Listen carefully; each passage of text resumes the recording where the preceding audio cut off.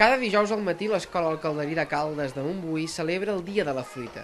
Tots els alumnes d'aquesta escola fan un esmorzar a base de peces de fruita. És una iniciativa que aquest centre fa des dels seus inicis per fomentar la bona alimentació.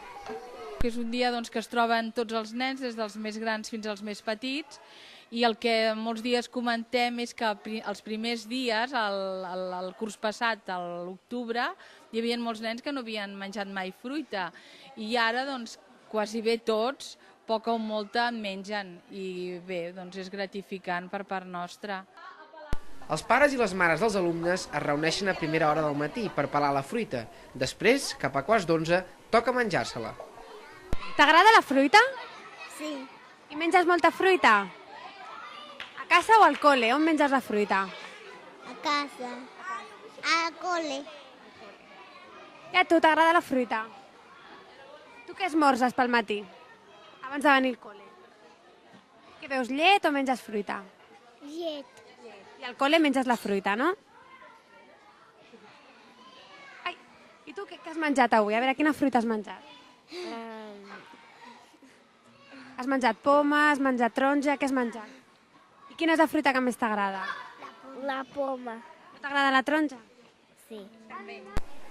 Tot plegat en un moment en què l'obesitat infantil s'ha convertit en un problema entre els nens i joves que no porten una alimentació saludable. En aquest sentit, la Generalitat va recomanar fa uns dies que les màquines expenedores d'aliments no s'ubiquessin en llocs accessibles a menors, com ara escoles o instituts.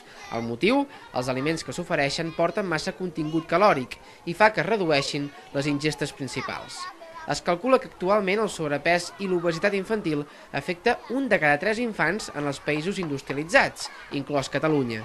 Per evitar el sobrepès de menors, es recomana que facin 5 àpats al dia. Primer de tot, menys tele, perquè està comprovat que el grau d'obesitat és directe al temps que passen davant del televisor. I després, que primer els pares aprenguin quins són els bons hàbits alimentaris, de com s'ha de menjar, com s'han de fer repartiments al llarg del dia, i després diria que és bàsic que facin 5 àpats al dia. Esmorzar, mig matí, dinar, berenar i sopar, i que no se'n saltin ni un i que evitin picar entre hores. I aquests àpats haurien d'anar acompanyats de peces de fruita, bàsica pel creixement dels nens. La fruita té molts beneficis, és molt rica en sals minerals, és molt rica en vitamines, també és rica en fruita. Aquests nutrients tenen unes funcions de regulació entre el nostre organisme, totes les reaccions que hi tenen lloc. Llavors és vital que comptem amb aquests nutrients dia a dia. Llavors jo recomanaria unes 2 racions de fruita al dia, per exemple, una peça de fruita a l'esmorzar, una altra peça de fruita de postres al dinar i una altra peça de fruita a l'hora de berenar. Hi ha fruiteries, però, que creuen que els pares haurien de fomentar més la fruita entre els seus fills. Quan són bebès, que ja el pediatre els diu de la papilla i quasi bé totes ho segueixen, però després, com et comentava abans, segons el seu hàbit o el que a ells els agrada, li segueixen donant als nens o els és més pràctic donar-los un iogurt o una natilla o qualsevol altra cosa. L'activitat i l'exercici físic és un altre dels factors indispensables per evitar l'obesitat entre els més joves. És per aquest motiu que els metges i professors d'educació física estan en contra de la reducció d'hores a l'escola de gimnàs, tal com proposa la normativa de la LOE pel cicle de primària. Asseguren que hi ha nens i nenes que només fan exercici durant aquestes hores.